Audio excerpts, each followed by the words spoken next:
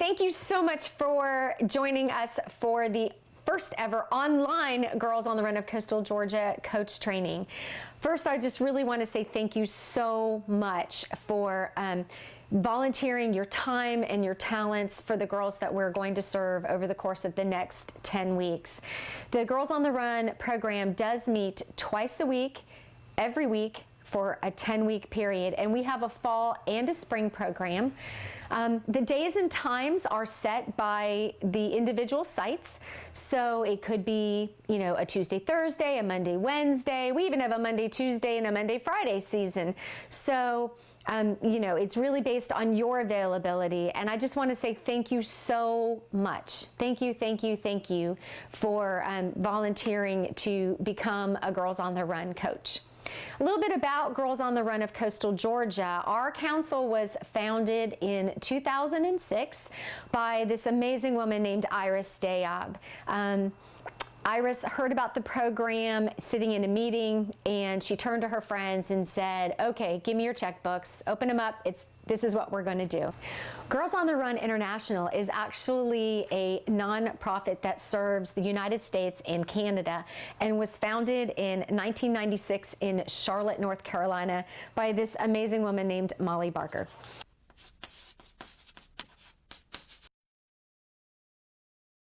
Hi there, everybody. My name is Molly Barker, and I am the founder of Girls on the Run.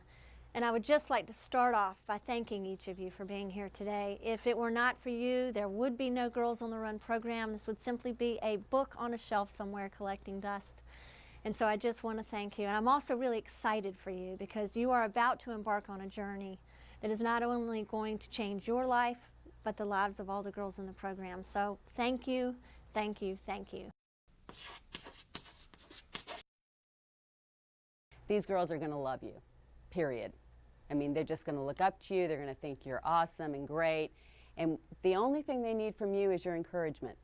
You don't have to be a runner to be a coach. You don't have to be a mom to be a coach. You just have to be someone who's willing to spend a couple hours each week with an enthusiastic, excited group of girls who will adore, just about anything you do, no matter how goofy or silly.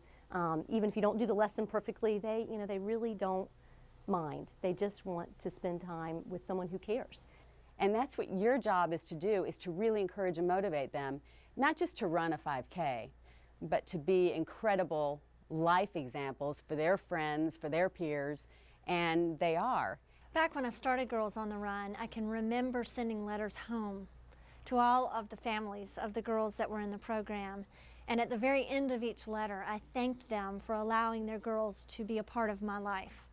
And that is something I just want to remind you of, that it is very important that we all realize that these families and these caregivers of these young ladies are allowing their children to spend time with us, and the incredible responsibility that we have, not only as facilitators of this program, but as role models and leaders for these young women, and that we, for that hour and a half, are their mentor, and we should give our undivided attention to them. Safety, security, not only of their physical being, but of their emotional beings as well. Anyone can be a coach for Girls on the Run, because the program is so awesome. You have notebooks to go by, you have incredible curriculum, everything is organized for you. You get all of the supplies that you need to use in Girls on the Run. As long as you're energetic, enthusiastic, and you believe in this program and really wanting to be with these girls and show them how to live healthy, you're going to do great. It's an awesome program. You don't even have to be a runner to be a coach. So you are now about to embark on a journey as a Girls on the Run or Girls on Track coach for the next 10 to 12 weeks. And I am here to tell you, as the first Girls on the Run coach, that there are going to be many moments where you're going to wonder if you're actually having an impact on the kids. But I promise you are. You're going to also, at times, particularly the first 1, 2, or 3 sessions, be quite nervous. And I do want you to know that if you've never worked with this age group, the curriculum is there to support you. There is not going to be a moment where you will not have in front of you the words, the advice, the help that you need to deliver a really effective Girls on the Run program. So you have it. I know you have it, or you would not have been attracted to this program. The other thing that I want you to know about this age group is they like you. They like you the moment you step to the plate. So if you are at all concerned about being admired or liked, you're going to have for 10 to 12 weeks a group of girls that are going to look up to you every minute. And now with that comes a great deal of responsibility, but at the same time it's a total win-win. The girls are going to get something out of this just as you are. You have a notebook that has the curriculum laid out step by step, every single lesson, every single thing you need to do. You have a big box that's filled with all the supplies that you'll ever need to coach. So you're given everything you need. And it's easy because it's so much fun and it's so rewarding. You can't wait to be there the next time.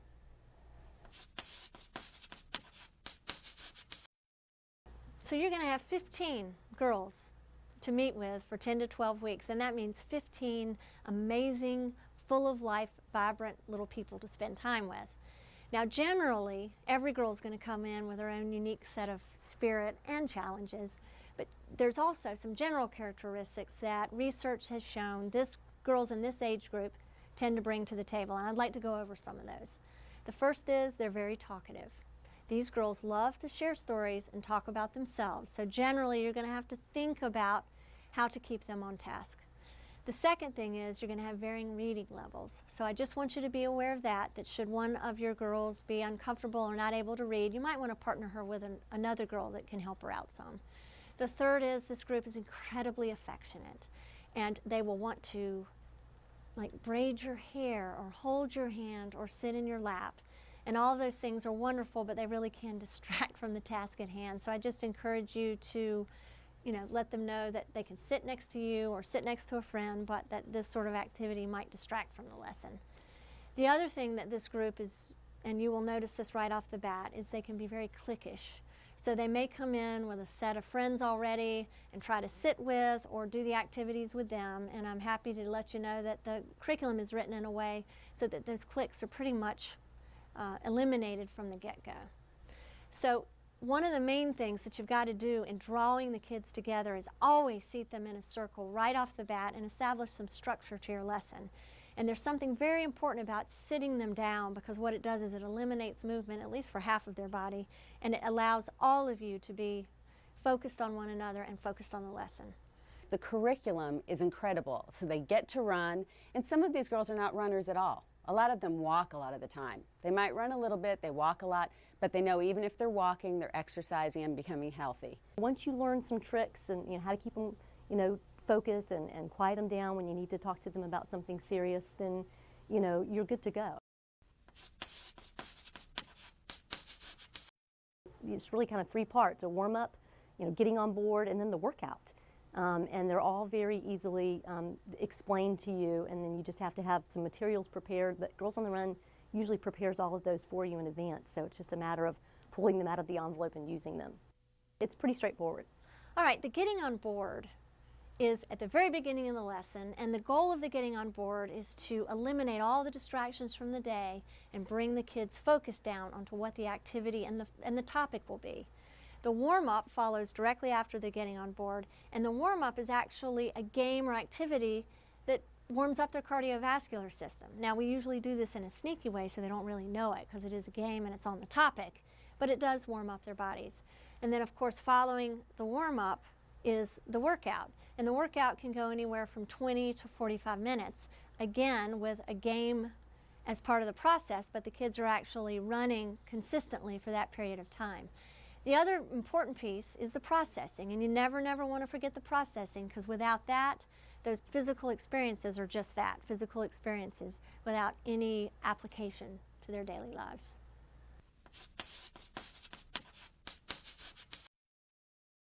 Now, as you start delivering the program, you'll notice that the lessons have a nice flow. One leads to the next, and it's critically important that you deliver the lessons in the order that they're written. It's also critically important that you deliver the lessons as they are written. We've done so much research and put so much time and energy into the development of this curriculum, and know without a doubt that what you're delivering is truly transforming these young ladies' thoughts about themselves. So please make sure that you follow the flow and you deliver it as it's written. There's 24 lessons, which are divided into groups of 8, and the first 8 lessons are all about taking care of yourself. So we learn, or the girls learn, how to take care of yourself physically, mentally, spiritually, just how to take care of you. And then once they figure out that, then the next 8 lessons are all about taking care of your team. So how to be a good member of a team, how to take care of your teammate, how to encourage your teammate when your teammate is struggling or lacking confidence or can't finish that last lap. You know, once you figure out how to take care of you, you can take care of others. And then this third piece of it, the last 8 lessons, which make up the 24 lessons, is about taking care of your community. So it starts, you know, individually and then breaks into the team, and then you branch out. Now your team is solidified and you're taking good care of each other. Now you can share those gifts and those strengths and that confidence with your community. And so the last piece of Girls on the Run, the last part of the season, involves picking an organization or something in the community that you want to make a difference with. And so you as a team decide, and every year my girls pick something different. Now, we don't really define ourselves as a running program, but we do run a 5K at the conclusion of the program. So it's very important that you follow the curriculum as it is written so that your girls have enough confidence in themselves to show up at that starting line prepared for the race. I also want you to think about what the power of that race means to these young girls. When they are able to cover that 3.1 miles and set a goal for themselves, that can translate to any area of their life where they can establish a goal, train for it, prepare for it, and then achieve it. In terms of prep time, you know, to prepare for it, the lessons are laid out very easily, very beautifully. I mean, it's really all, if you can read the printed word and kind of imagine yourself doing these activities with the girls, you can do it. And coaches work together. There's usually a coach and an assistant coach, so you've always got someone to partner with to say, you know, where do you think we should start, or what part of the field should we use? And, you know, making those little decisions are easy. I mean, they really are.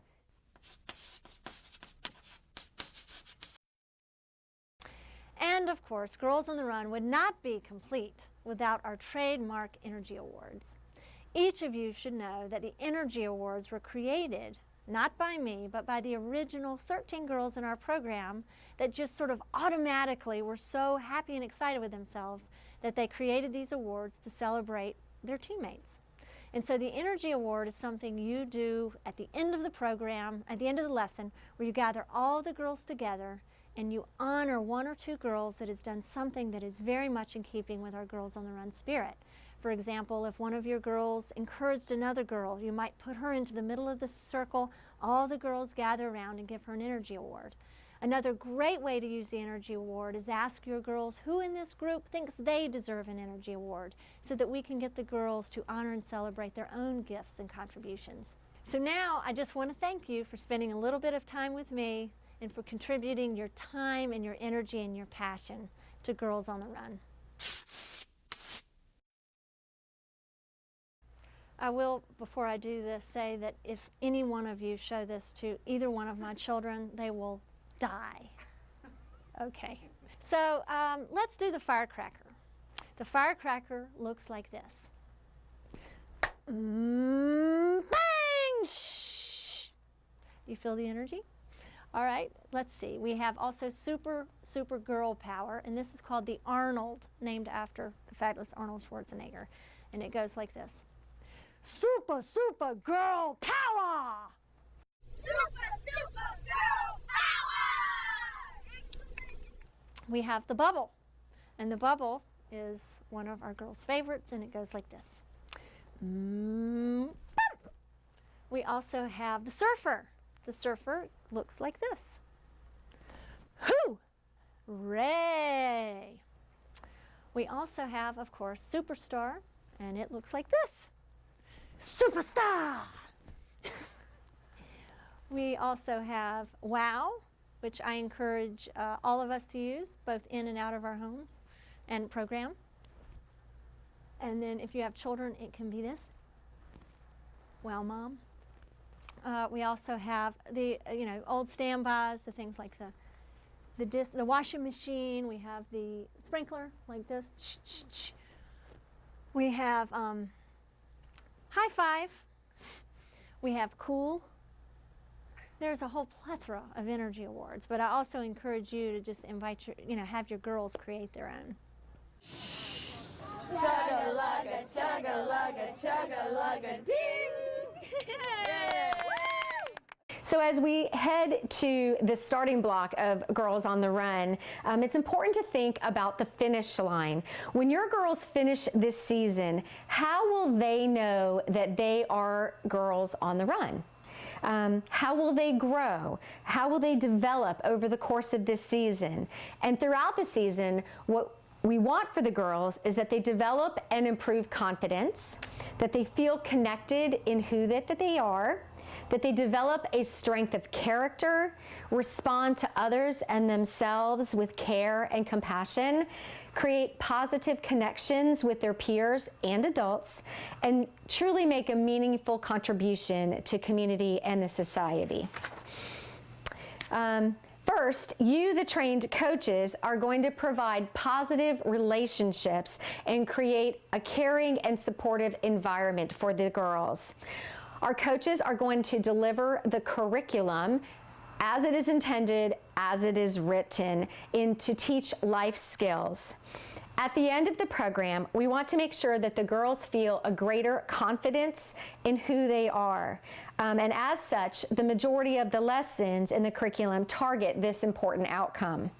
The girls also will develop a strength of character as they gain awareness of their ability to intentionally choose actions which demonstrate respect and responsibility towards others. Several of the lessons also teach the girls to respond to themselves and others with care and compassion. And the girls will have an opportunity to create positive connections with peers and adults through lessons that target cooperative skills and friendship qualities, which they will then transfer to enhance connections with parents and caregivers, their teachers, their peers, and others in their community. Now, the coaches, that's you guys, are the critical, most important part of this program. You deliver the Girls on the Run curriculum. You will help build your team's relationships, and you will create that safe environment for your team. It's very important that you spend 15, 20 minutes preparing for each program meeting. We provide all the things that you need, all the materials. We provide, the curriculum, if it calls for 3x5 cards or, paper clips. I mean, everything that you need is going to be given to you in the coach's box and the coach's bags. But that doesn't mean that you still have to spend those 15 or 20 minutes reading over the lessons, getting a kind of an understanding of the games that we're playing, how things are going, how the curriculum is flowing, what the intended purpose is of the games. So as you're getting ready to prepare for that day, please make sure that you invest, whether you're the head coach or the assistant coach. Everybody should show up on board knowing the lesson of the day and what the intended takeaway is for these girls at the end of the 90-minute program meeting.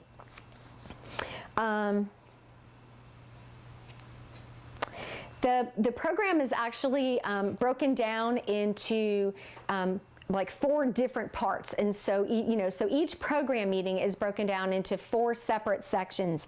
The first is an opportunity for you to kind of check in with your girls. How's it going? How is your day? This is really an opportunity for you to just chat with your girls, just check in with them, see how they're going. I always start my program meeting with music. It just seems to be a cohesive thing where, we're playing music, and I always transition that into our warm-up. Once we've kind of gotten our we've been chatting and we've had our program snack and the music is going, and then we just kind of circle up and we start stretching and doing crazy things to YMCA and all kinds of things. So I highly recommend using music as a tool to just kind of get the girls focused, and it's always just ever so much fun to to jump around and be silly with your girls. So at the very beginning of the program meeting, we have the beginning of the lesson is the getting on board, and the getting on board is really it's usually some type of fun, game, something that just kind of takes them from, the excited world of school to, okay, this is girls on the run time, and so you'll have your getting on board activity, and then you'll move to your warm up and then your workout. And then at the end of the program meeting, you'll have your final processing and kind of your wrap up moment. So each lesson follows the exact same flow. So, the girls know that, when they come in, they grab their snack, they, get their water bottles filled. Then, when the program meeting begins, we'll do the getting on board. And then we'll ask some questions to just reinforce the messages of the getting on board. And then we'll move to our warm up, and then we'll move outside to our workout. At the end of every program meeting, you want to make sure that you circle your girls back up, and we do something called energy awards. The energy awards are truly the moment where the girls are celebrating their teammates, and they are meant to be goofy, and they're meant to be silly, and they're meant to be fun. So don't be too cool to do these silly, energy awards. The girls can nominate, or the coaches can nominate that one or two girls at that program meeting that truly demonstrated, the spirit of Girls on the Run, whether they were it's really encouraging to their teammates. They were extremely helpful to their teammates. And sometimes you'll see that the girls nominate each other because, today I was having a really bad day, Coach Kat. And you know what, my friend here, Susie Lou Who, she really came by and she cheered me up, and she was really a good GOTR sister to me. So these energy awards really are an opportunity to celebrate our girls. So do be sure that at the end of the program meeting, you gather all your girls and you do and hand out, a couple of these energy awards. So let's start with the Girls on the Run mission, our vision, and our core values. Our mission statement says that we inspire girls to be joyful, healthy, and confident using a fun, experience-based curriculum which creatively integrates running. Our vision is that every girl knows and activates her limitless potential and feels free to boldly pursue her dreams. Now, at the heart of Girls on the Run, we want to honor the following core values. We want to recognize our power and responsibility to be intentional in our decision making. We want to embrace our differences and find strengths in our connectedness. We want to express joy and optimism and gratitude through our words and our thoughts and our actions. We want to nurture our physical, emotional, and spiritual health. We want to lead with an open heart and assume positive intent. And we want to stand up for ourselves and for others. Now, there's some key words that we throw around when we talk about, Girls on the Run and our values. Words like empowerment, responsibility, intentionality, diversity, connectedness, joy, optimism, gratitude, nurturing, healthy, open-hearted, and compassion. Now, I know that all of you guys embrace those values, because if you didn't, you wouldn't be attracted to this program. And again, thank you so much for your willingness to, dedicate yourselves and your time and your talent to the amazing girls that we're going to go on this 10-week journey with. There are some procedures and policies in our policy procedure manual that I do need to go over with you. So if you'll just get yourself comfortable, we're just kind of going to run through these so that you just kind of have a background for your coaching experience. First off, the curriculum is copyrighted. So it is the property of Girls on the Run International. It is the property of Molly Barker, and under no circumstance can you ever make photocopies of the curriculum. If you do, you're breaking the copyright laws. Our logo, this is Adelaide, and she is also copyrighted. Adelaide was actually named after one of the original 13 girls in the program, and she is copyrighted. You cannot change her in any manner. If you need her for, say you want to send out, a newsletter, or anything that has, a header for Girls on the Run, an email, please, you'll have to contact me, and I will need to send it to you by email. Please don't go grab it off of some website. She's copyrighted. If you need her, she needs to come from this office. You've also signed, when you registered as a Girls on the Run coach, you signed a logo guideline agreement.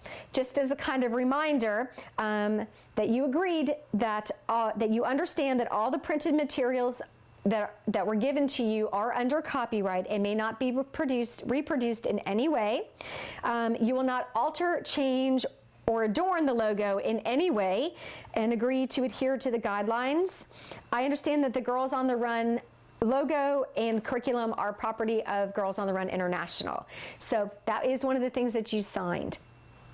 We do have a solicitation policy. Basically, guys, the solicitation policy says that all the information that we gather from the girls, their names, their addresses, their email addresses, can only be used for the purposes of Girls on the Run. For example, if you sell Tupperware, you cannot use the email contact list to reach out and sell, anything, or to solicit any of the parents. So all the information is proprietary to Girls on the Run and can only be used for the purposes of Girls on the Run. Now we do have, it's called the Sample Late Guardian Absentee Policy. Let's first talk about lateness. Really what we're talking about is parents who don't come to pick up their children on time. It doesn't happen often, but sometimes you have parents who are chronically late. So this policy is here to protect you. You are not a babysitting service, and so the policy says that if a parent is late more than 3 times, we can dismiss the girl from the program, which would just be devastating and heartbreaking, and we would never want to do that. So here's how we handle it. First of all, the first time that a parent is late, always keeping it positive, I would say, wow, Mary is such an awesome, part of our team, and we really love having her here. But we can't take her home with us. So we'd so appreciate it if you could be here, when the program meeting ends at fill in the blank, 3:45, 5:30, whatever time. If the parent should be late a second time, then you would obviously restate that message. Love having Mary in our program. She is so awesome. We certainly understand, a few minutes here or there, but truly would appreciate you making the effort to be here, when the program ends. The second time it happens, after restating that message, please follow it up with an email and copy me on it. This way I know that, red flag, we have maybe something that might be a problem here. If it happens a third time, you can just reach out to me after, again, delivering that positive message to the parent, and then we'll take it, we'll handle it from here at the office. We do not want you to be abused, and so the policy is set here to protect you. The absentee policy, every person who registers their child agrees and is made aware of the absentee policy, which simply states that a girl cannot miss more than 4 program meetings and still be eligible to participate. Now, that being said, Obviously, we would take into consideration special circumstances like a death in the family, or, or somebody who was sick for a week. We wouldn't dismiss a girl because she was ill. That just wouldn't be nice at all. But this policy is there for the girl who doesn't show a true commitment level to being a part of the team, and that will affect the team dynamics. So, again, it's missing 4 program meetings, but special consideration, obviously. And I'm always here. You can always give me a call, talk about it. If you think there's a problem, then we'll work it out. We'll work it out. The transportation policy. Girls on the Run volunteers are not allowed to transport any participant outside of their own immediate family in a vehicle when operating in the capacity of a volunteer. In the instance that transportation is unavoidable, Girls on the Run International requires a signed letter, which we provide for you within the coaches box. There is a permission to transport letter. So, if you have a situation where somebody needs, a ride home, and they live next door to you, and you take them to school in the morning, but they're going to be leaving Girls on the Run with you, then you would need to have their parents sign the permission to transport.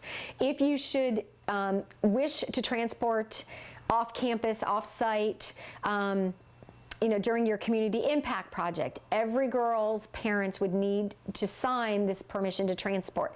It is not a copyrighted document. You can feel free to make as many copies as you want. But basically, the letter says that they are allowing, fill in the blank, to transport their child as a community member, and not representing Girls on the Run. So this protects you, this protects us, this protects Girls on the Run International. So, long story short, don't put anybody in your car unless you have a permission to transport letter. Even if you take her to school in the morning, obviously not your own child, but if she is leaving Girls on the Run and she is going, and you have been her coach, then you need to have a permission to transport letter signed. Just one for the season, that's fine. Running buddies. We handle, at Girls on the Run of Coastal Georgia, we handle our running buddies a little bit differently. We have program running buddies. Now, a program running buddy is a registered community member. They have gone through an online background check, which all of you have done already, and they make a commitment to attending a minimum of 3 program meetings throughout the season. One of those program meetings must be your practice 5K, whether it be lesson 16 or lesson 17, depending on the curriculum that we're using. And they also will be participating in the 5K celebration run at the end of the season. So, running buddies are, those community members or, who really want to support this program. They really want to support it, but they just can't make the commitment to being there every single week, every single time. So, the community running, the program running buddies, excuse me, are those volunteers who want to come out and support the program and are willing to give you, share their time and their talents a couple of times throughout the program season. Now, they're welcome to come more, but they do make the commitment to come a minimum of 3 program meetings. Let's talk about substitute coaches. Unless the coach has gone through the official coaches training, they cannot be a substitute coach, period. Period. We have maybe 1 or 2, coaches who from other sites that might be able to jump in, when needed. But, we really don't have backup substitute coaches. And you cannot just pull in your principal or pull in your librarian or pull in, or, your teaching, team member or whatever. The only people who can be a substitute coach are people who have attended and gone through the Girls on the Run coaches training. Political affiliations policy. It's a really long it's a really long blurb here, but basically, whatever your thoughts and opinions are, please keep them to yourself and keep them out of Girls on the Run. Please don't wear your, any t-shirts with any political affiliations. If it's voting season, please don't share who you voted for with your girls. It really isn't relative to Girls on the Run. Endorsement policy. This one I'm going to have to read to you. Girls on the Run's reputation and stature make it an attractive partner for many organizations and entities. However, some uses of the Girls on the Run name may not always promote the purposes of Girls on the Run. So in accordance with the Girls on the Run mission and core values, Girls on the Run councils are discouraged from endorsing or partnering with any pageant contestants or winners who want to use Girls on the Run as a platform. This policy is in place simply to avoid misrepresentation of Girls on the Run to the general public. Spokesperson policy. The only people who can speak about, to any type of media outlet for about Girls on the Run will be the council director, the council program director, or any of our board members. So, for instance, if the local television station wants to come out and do, something about Girls on the Run, that's awesome. We love free publicity. This is great news. However, either myself or the council director or, one of our board members will need to be there when the television or the newspaper comes out. And guys, this is really just about continuity of message. We are the only ones that are allowed to be the spokespersons for Girls on the Run of Coastal Georgia. Moving on to the sexual abuse and molestation policy. The purpose of this policy is obviously to reduce liability, risk, and related negative publicity, expense, and trauma to the Girls on the Run organization, and most importantly, to protect the girls that we serve. In conjunction with a comprehensive screening and background checks, all employees, all volunteers, this policy does reduce the likelihood of sexual abuse incidences at Girls on the Run. We have a zero tolerance policy, period.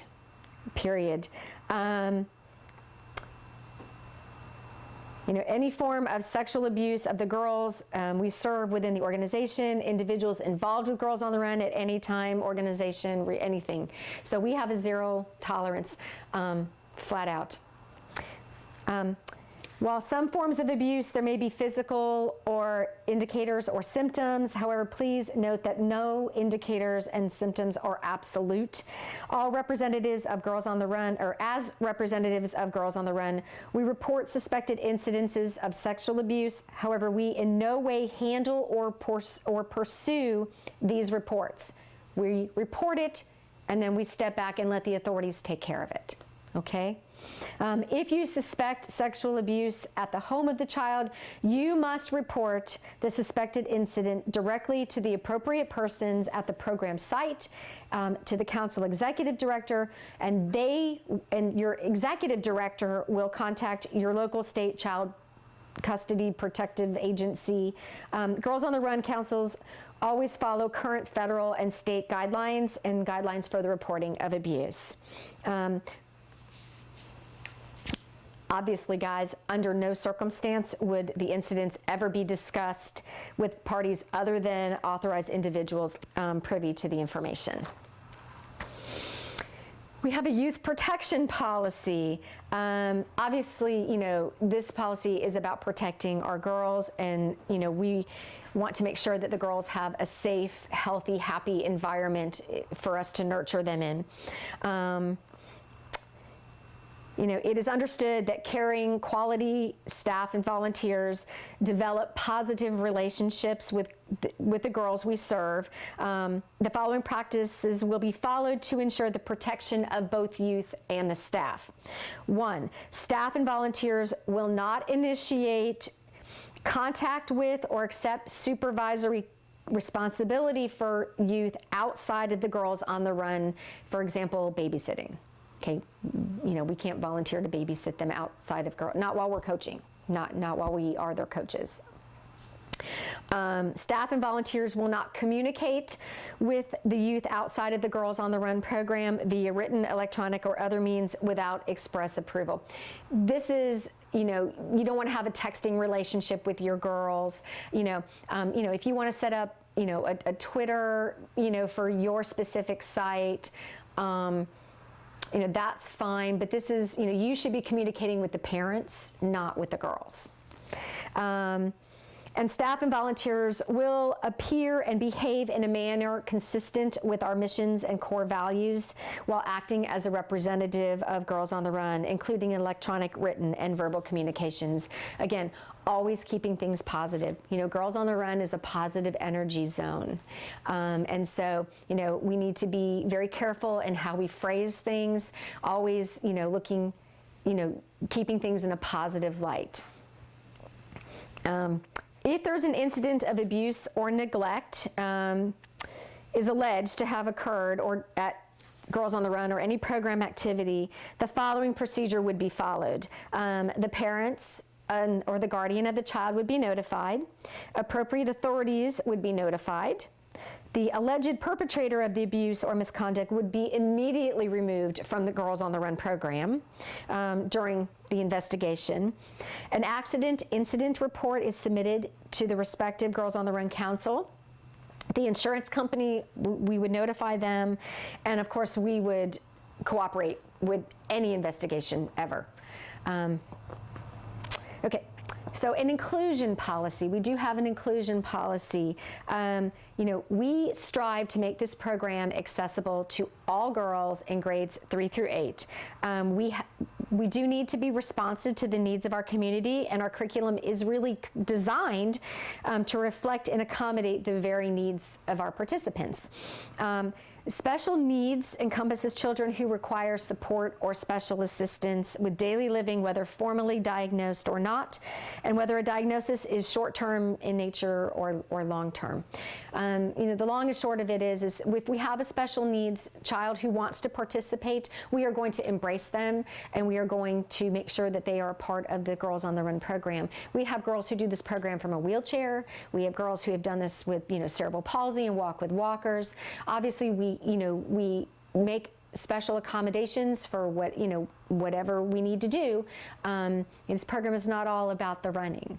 So, it's just very important that, we work very hard to make sure that all the girls, no matter what special conditions may be going on, that they are able to participate. All of the girls do complete a health history form, and so as you're preparing for the season, head coaches especially, and then assistant coaches need to be sure that they have read the health history forms. Coaches, I would strongly recommend, you need to highlight if there are any medical conditions, any special food allergies, if there's any EpiPen protocols, any asthma inhalers. You want to make sure that the entire coaching team knows about that. And also, if you have a child who has an EpiPen protocol or an asthma inhaler, you want to make sure it's with you. It shouldn't be locked in the nurse's office. You want to make sure that you have it with you when you go outside to run, when you come back into the classroom. So you'll need to make arrangements either with the parents or with the school nurse who might have it to make sure that it is on site at Girls on the Run for the 90 minutes that you hold your program meeting.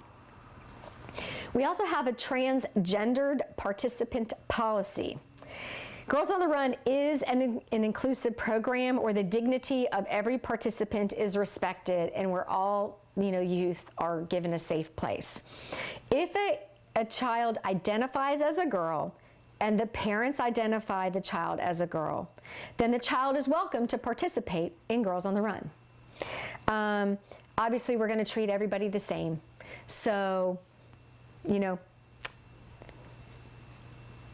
the transgendered status of Girls on the Run participants should be considered confidential, obviously, and may not be disclosed without the consent of the participants' guardians or by court order.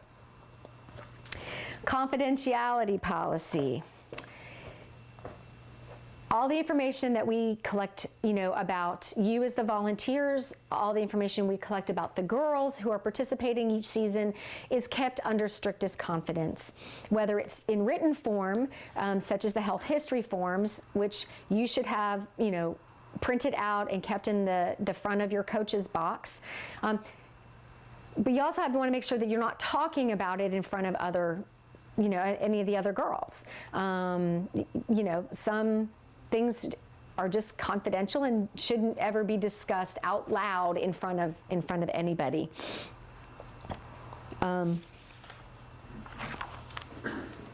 Our privacy policy, guys, again, all the information that we've collected about you, because you've provided your social security numbers and, some of your health histories and things like that, it's all kept under lock and key. It's all well guarded. We would never sell your information or sell email addresses, for any reason.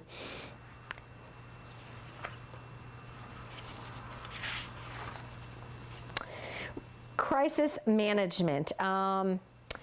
Well, first of all, we hope that there is never a crisis at your site. Obviously, there should be no crises. But of course, the most important thing is that we plan ahead for, any particular crisis that would be outside of our normal business. Each member of the Girls on the Run community shares a responsibility to be familiar with crisis management and be prepared in the event of an accident or crisis. There is a copy of all of this material, guys, by the way. It's in the front of your coach's box in the Pendaflex that says coaches. So I know I'm going through a lot of this kind of very quickly, but if you ever need to refer, it's there in black and white for you to refer to. Basically, they have the crises broken down into 3 different kinds. Type 1 is a minor injury or event that can be, resolved rather quickly. A girl, scrapes her knee, mommy medicine type of crisis. Transportation issue, that kind of thing. Type 2 crisis is a major incident that involves considerable coordination between the Girls on the Run community and externals, such as injuries that would result, that would need professional treatment. If somebody falls down and breaks an arm, God forbid, and you need to call EMS. That would be a type 2 crisis, or a missing child. And type 3 would be a catastrophic emergency involving the entire Girls on the Run community, local areas. Immediate resolution of the event is beyond emergency response capabilities of Girls on the Run. Here, guys, we're really talking about natural disasters. And guess what? We're not going to be holding a program meeting if there's an impending natural disaster. So we don't really need to worry about that, at least not here in southern Georgia. So type 2 crisis and type 3 crisis do require a report to Girls on the Run. So sitting in a room, we kind of decided, when do you really need to fill out an accident incident report? Okay, and what we kind of concluded that if it requires ice, it needs an accident report. Okay, that would be type 2 crisis management moment. So it needs an accident report. If it's mommy medicine, scraped knees, you have a first aid kit in your coach's bag. So, I don't really need to have paperwork on something like that. But if you end up having to, use ice, or, any type of follow-up needs to be done, then certainly we need you to fill out an accident incident report. A bee sting where you had to apply ice, a door opened and knocked somebody in the head and they got a big goose egg, got to apply ice. Okay, so I need an accident report. Please, please, please be sure that if you have any type of incident that happens at, during a program meeting, that you give me a quick call or send me a text message and let me know about it. There is nothing more awful than getting a phone call from a parent and I don't have any clue that anything happened at that program meeting. So feel free to call me, feel free to text me, little Mary, she fell down, scraped her knee, or she fell and, and we had to put ice. Just let me know if there's anything that happens, so that should I get a phone call from a parent, that I'm well prepared to answer any questions that should arise.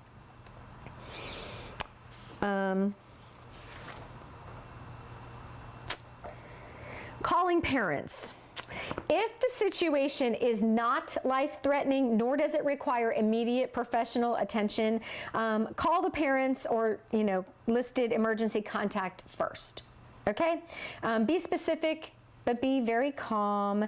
Describe what happened, who was involved, and again, not in a type 1 crisis, okay? Not in a mommy medicine moment.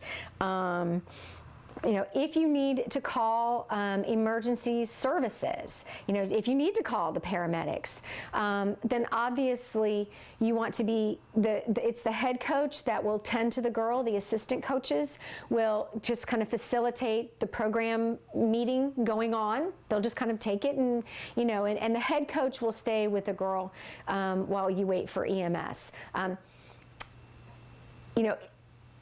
If that girl, if the injured girl should have to be transported, by EMS, the head coach will go with the girl at all times. You're going to treat her like she is your very own. She is scared, she is hurt, and you're going to go with her. The head coach will go with that girl. The head coach is going to make 2 phone calls. One is going to be to the parent, and the other is going to be to myself or to our executive director. Okay? You're going to call the program director, you're going to call the executive director. If you can't reach one, call the other, okay? Because guess what? We are on our way. Okay? Wherever that girl is being transported, we're on our way. And again, the assistant coaches will just continue the program meeting as much as possible, just continuing to facilitate the remainder of the program meeting for the rest of the girls. Now, I mentioned the accident incident report, and it's quite detailed and it's quite long and should be filled out immediately. Somehow, the details of what happened 24 hours later are never as crisp as they are if you were to do it, right away. So you want to make sure that an accident incident report is filled out and then, scanned, emailed, sent over to me. Obviously, you're going to call me, and let me know what's happened, and then say, okay, I've got it ready. It's coming over to you. Now, we specifically have kind of been talking about accidents, but if there's ever an incident such as, as bullying or, totally inappropriate behavior from one of your girls, then this report can also be used for the incident. So it's an accident incident report.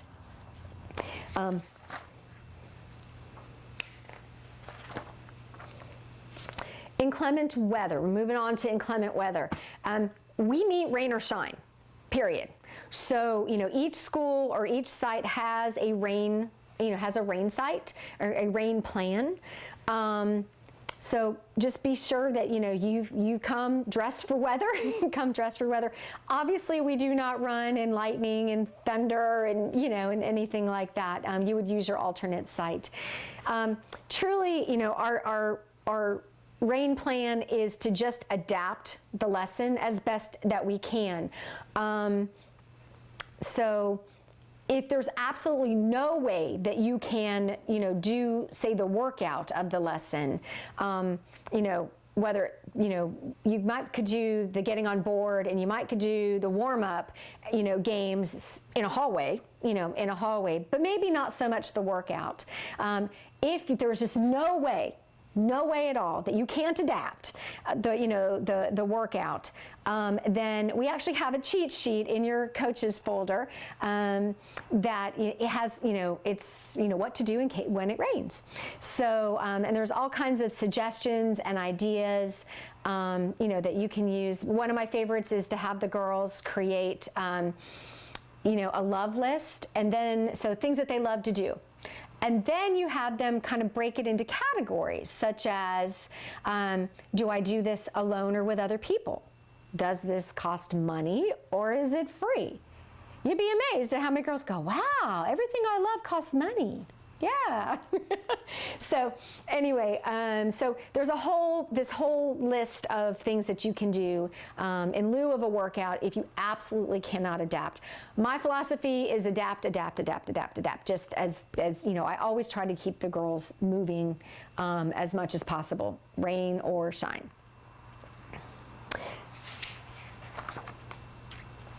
We do have a lost child policy. In the unlikely event of a child being lost or abducted from a Girls on the Run site, the following procedure has been implemented as a precaution and should be followed. It is absolutely mandatory that at any given program meeting, you have 2 to 3 coaches on site for every single program meeting. If it is a small program, say under 12 girls, it would be okay to only have 2 coaches on site. But any program that has maximum enrollment of 20 girls, we absolutely mandatory must have 3 coaches for 20 girls. 3 coaches for 20 girls, period. As soon as a coach might notice that a girl is missing from the group, she would, let the other coaches know, without causing panic, and then carefully search all of the normal suspected areas since the last scene. The office or the senior staff at this site location needs to be, let them know, so they may make an all call, through the intercom system, so that anybody in the building can also be helping you, look for this young girl. If the child is not found, police authorities obviously need to be alerted. Police authorities should be given a description of the child as well as a photo if available. And of course, some possible facts that the police are going to want to know is, the address of your location, the next of kin to the missing child, a detailed description of the missing child, and you should have a picture of them because you will have taken a picture for their journals. So this will make it very simple to say, this is what she looks like. And of course, you want to be able to relate clearly the circumstances, of when, the girl was no longer with your group.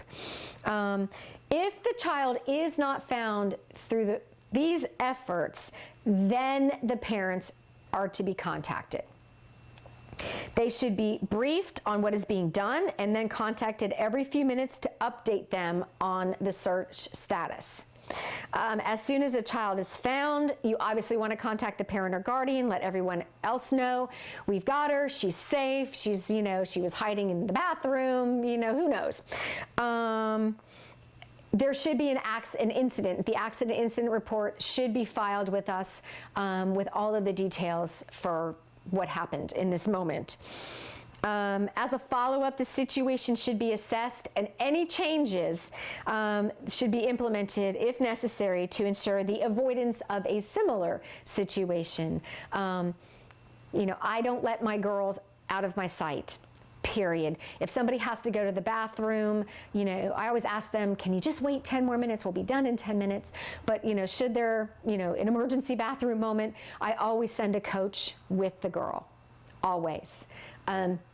So at no time are my girls ever not with a coach and where I can see them. Just makes things a lot easier keeping up with everybody. We also have a threatening behavior and bullying policy. Any girl who meets or can meet requirements for Girls on the Run will not be denied acceptance based on race, religion, national origin, citizenship, height, weight, or disability.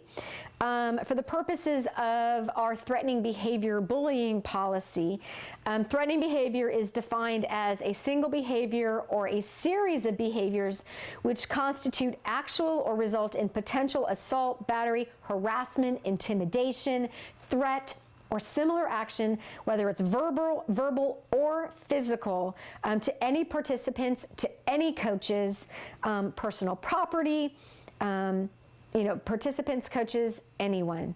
Threatening behavior may also include, but is not limited to, physical injury, emotional maltreatment, abuse of prescription or illegal drugs, use of alcohol, carrying firearms or other dangerous items, using any item in a dangerous way, or any other activity determined by a coach or an administrator to be threatening another person's health or well-being.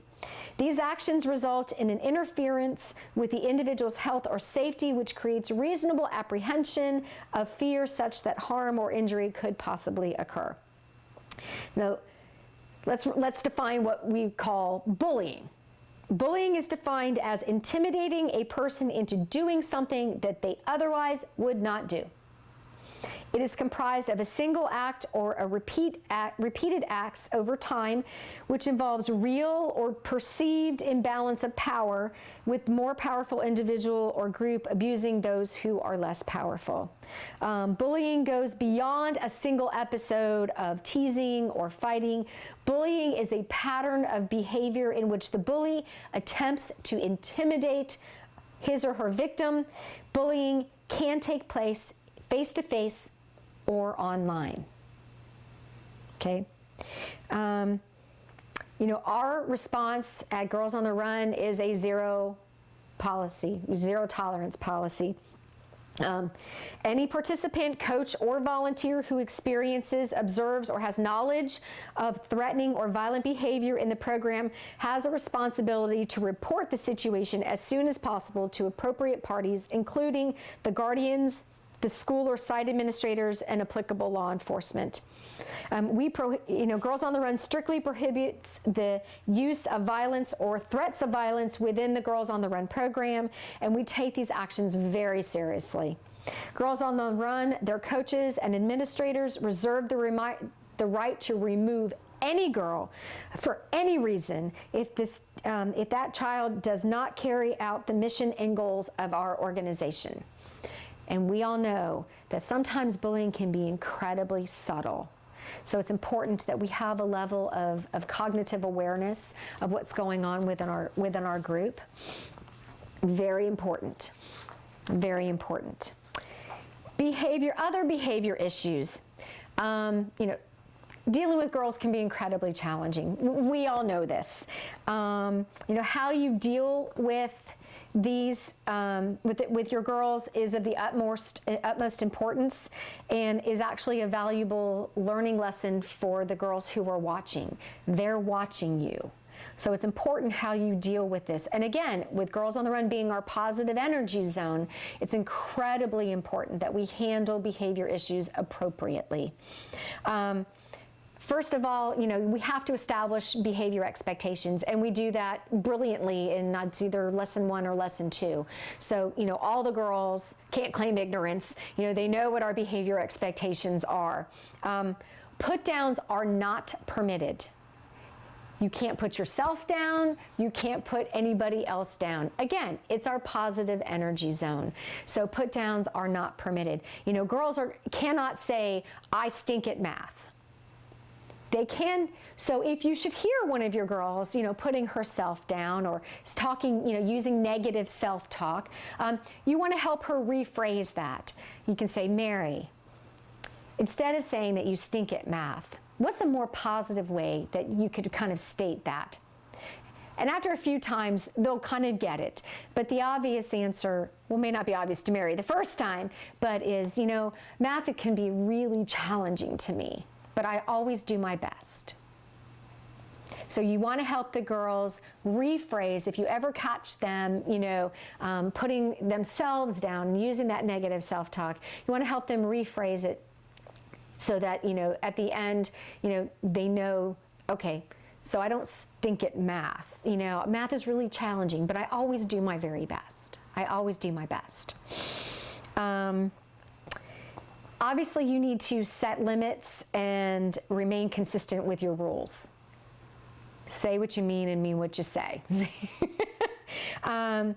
There are some girls that are just attention seekers, as we all know, and if even negative attention is attention. So keep your responses positive. The girls will respect you if your reactions are fair and calm and positive. You know, a girl's desire to be a part of the group is generally much stronger than her desire to not be a part of the group. So you need to share that, you know, sitting out is a potential consequence if she is not, you know, participating in Girls on the Run in an appropriate manner. You know, some girls will come and, you know, they may have just had a really lousy day and they just don't want to be there that day. You know, they really would just prefer to go home and hide under their bed. We all have those days. So, you know, should you have a girl who comes and is, you know, just not wanting to participate, we always use the, you know, the choices. You always have a choice at Girls on the Run. But here's how the choice would go. Mary, I see that, you know, you're really not your happy self today, and you're just, you know, you're always, you know, willing to jump on board, and but today I see you with your arms crossed and you're just not cooperating. Well, you know, today's lesson is going to be on, you know, whatever the lesson may be. And we are going to have so much fun. We are going to be doing this, and then we're going to do this, and we're going to do this. And I know that if you can just take whatever is really wearing you down, and if you can just set it aside, that I know, and you jump on board here, I know you're going to leave Girls on the Run with a much better attitude and just feeling better about yourself. So, you know, I really hope that that's what you would choose to do. However, it is your choice, and if you choose to not cooperate and you choose to not participate, then we're just going to have you sit over here, and this is where you'll be until the, you know, the program meeting is over. This should be someplace where you can see the girl at all times. This is not, oh, here you can be my, you know, lap counter hander outer. You know, if she chooses, if she makes a conscious choice that she doesn't want to participate at Girls on the Run that day, then she just needs to sit in a safe place where you can keep an eye on her and she can be by herself, because that's the choice that she has made. Most girls, if they make that choice, at some point they're going to see all of their friends having fun and they may change their mind. So now this is kind of a coaching decision. You know, she may come to you and say, I've changed my mind. I really want to, I want to join back on and have fun with my friends. It's really kind of up to you.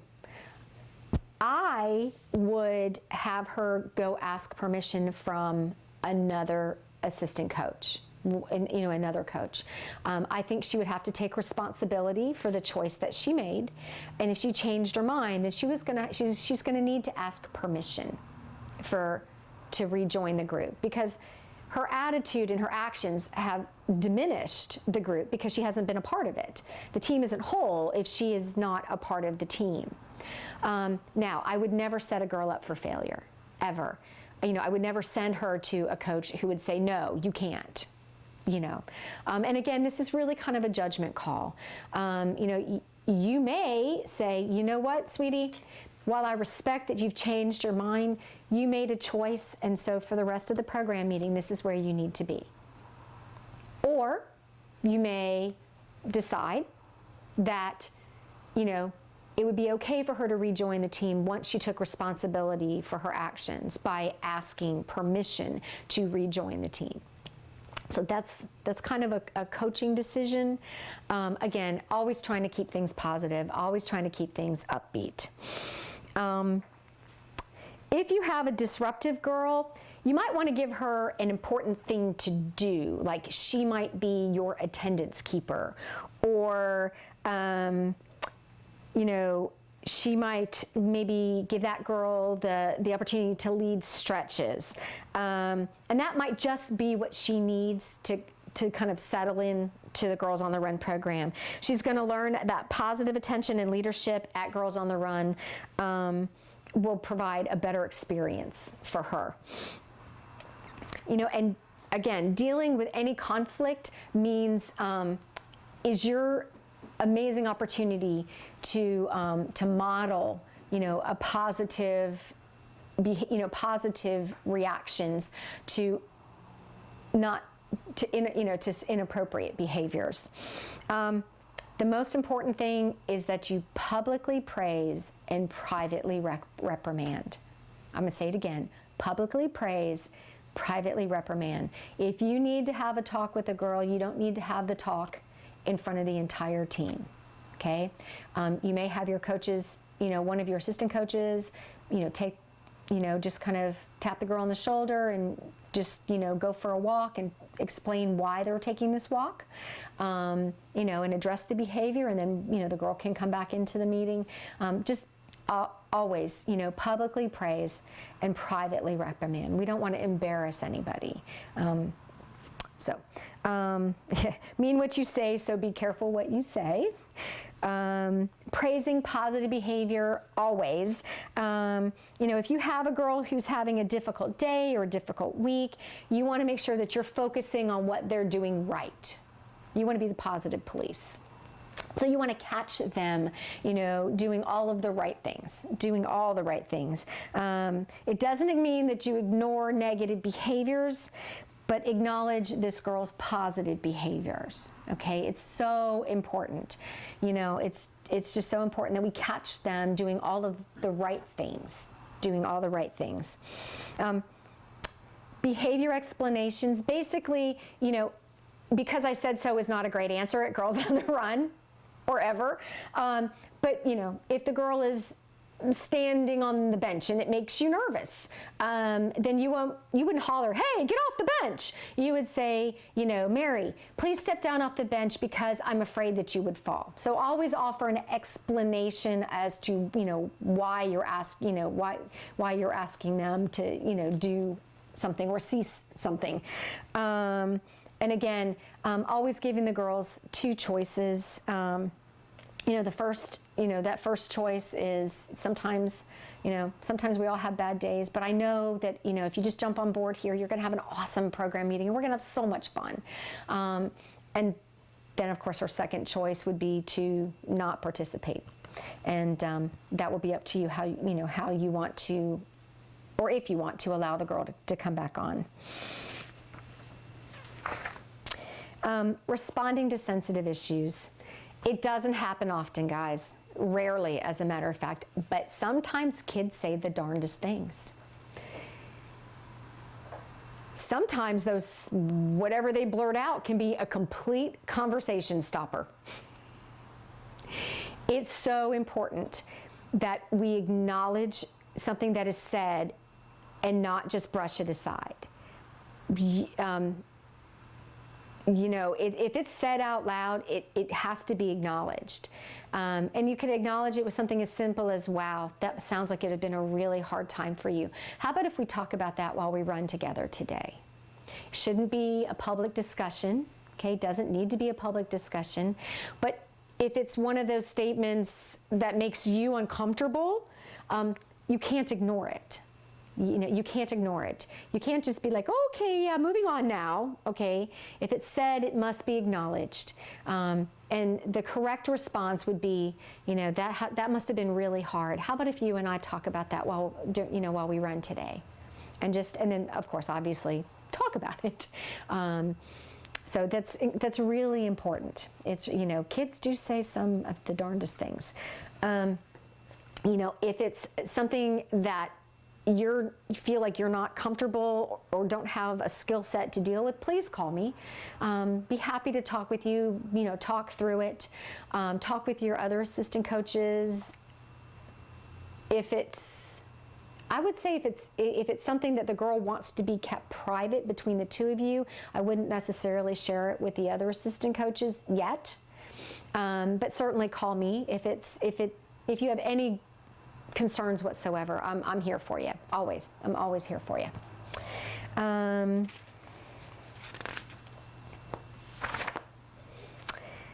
And of course, we have our energy awards. These are our trademark of a Girls on the Run program. And I would, when you come to the in-person coach training, we're going to demonstrate and we're going to do all kinds of fun energy awards. But I challenge you to go on YouTube and just type in Girls on the Run Energy Awards, or even Energy Awards. And maybe you could teach me and the rest of our crew a new one. But they're always great fun. They're always terrific. And truly being a coach is the one moment in life where you get to be silly and nobody laughs at you except you.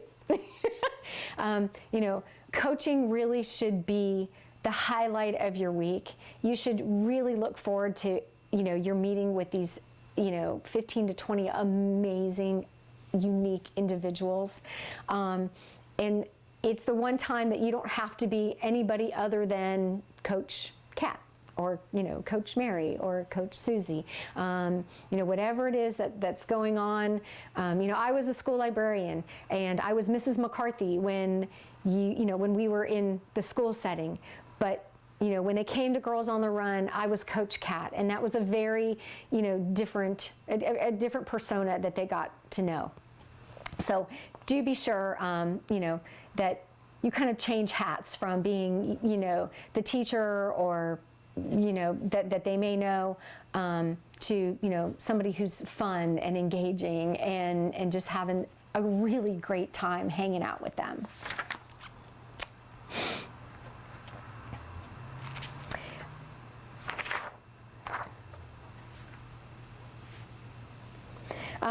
There is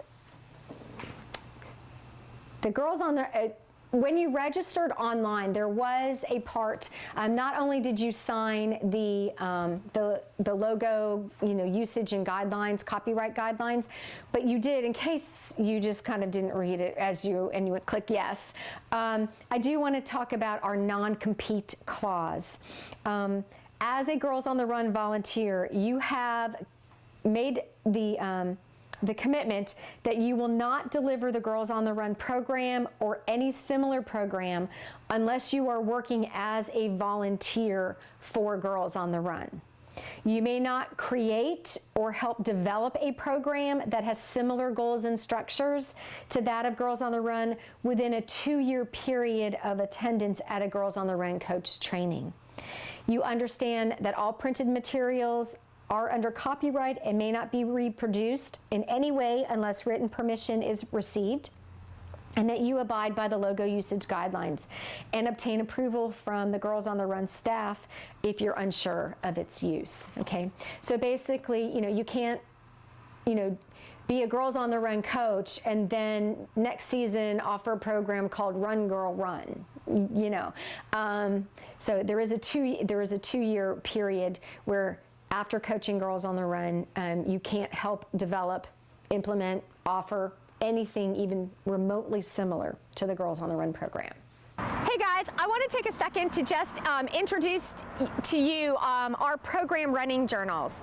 These are unique to Girls on the Run of Coastal Georgia. They were actually the brainchild of one of our coaches, and they are a terrific processing tool. They're a terrific way for us to connect the activity, the workout that we did, with the lesson and what it means to truly be a girl on the run. So the first thing that you need to know is that they are not an optional part of our program. You need to have 5 to 10 minutes at the end of every program meeting where you go back into your meeting space and the girls have time to, to write in their running journals. Again, it is a processing tool. It is a way for us to connect the workout to the lesson that we did 20, 30, 40 minutes ago. So the first thing is that by the third program meeting, preferably at your first program meeting, you will have taken an individual picture of each girl, and no later than the third program meeting, you want to have those pictures inside the front of their running journals. So you're going to have their picture, and it can be very simple, or you can go to one of those kiosks where you can add text and maybe their nickname. This might be Lovely Lucy.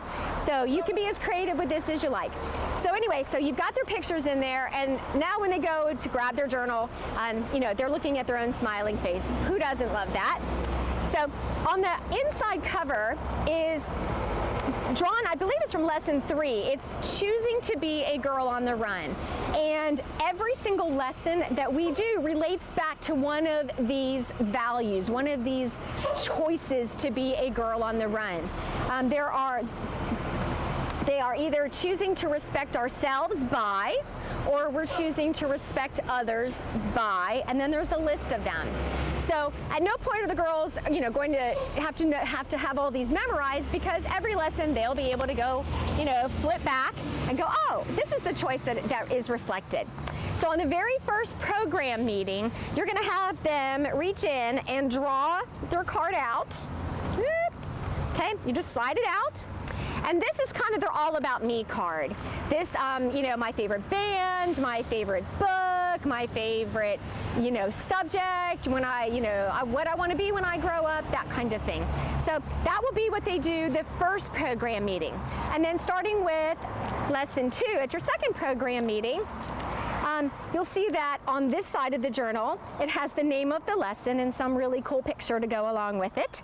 And this is where they will be doing their writing. Again, you draw the card out of the top, and they're going to answer a few questions. The first is, today I have achieved. Wouldn't it be awesome if we could always write down what we got right that day, what we got, what we were able to achieve? So this is really about the, how far did they go? Did they go 2 laps? Did they go 6 laps? Do you know what that lap is? Then it can be, I went, 1.2 miles today. So as they're writing this throughout the journal, they're going to see incremental progress. The second thing is that the second question, the answer is, I feel. Traditionally, you're going to get, answers like hot, happy, proud, tired. The third one is really the processing moment. Today's Girls on the Run lesson reflects which Girls on the Run choice. Today's lesson reflects which choice. So again, they'll go back to here, and they'll decide that staying plugged into the positive cord might be reflecting the choice to find the positive in myself and others. It is important that you verbally go through these with the girls. You just don't hand the journals to the girls. You want to talk your way through the journals. You want to talk your way, Susie, what lesson, what choice do you think is reflected? Or Karen, what choice do you think is reflected? And then the next question is, based on today's lesson, I'm going to promise to fill in the blank. I'm going to promise to be more positive. I'm going to promise to not yell at my brother so much. This is where they're really going to take, the lesson and make it concrete for themselves. Based on today's lesson, this is what I'm going to do differently. And then the last thing is it's just the random thought of the day. Random thought of the day. So, and you'll get all kinds of interesting things. So again, these program running journals, they are unique to us. They're not out there with Girls on the Run International. There's something special that we do, and this is really the girls' takeaway. At the end of the program, you will give these girls their journals, and they will take this. And it might be sitting on a shelf for years, and then they're going through their bookshelf, and they're like, oh my gosh, oh look how cute I was. Oh, I remember that lesson. That was such an awesome lesson. Oh yeah, I remember. So again, this is their takeaway. It is, it's kind of our gift to them as they're leaving the program. You do want to make sure that before you give these journals out on the very last program meeting, that you have put on the back page, in this back sleeve, a team picture. And it could be a serious picture, it could be a goofy picture. Just, do make sure that all your girls are there. Make sure all your girls are represented in your team picture. But so the front of the journal will have their face, their smiling face, and then the back of the journal will have their team picture. So again, it's going to take about 5 or 10 minutes. You want to make sure that you allow time to do that, and you want to make sure that you are verbally discussing and walking them through. And if you have any questions, you can always contact your program director. Thanks so much, guys. Hey guys, I just want to thank you again so very much for, sharing your time and your talents with the girls that we serve.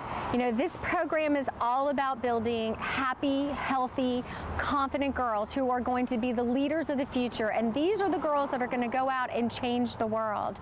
So, you'll hear from me occasionally say that, we're changing the world one girl at a time.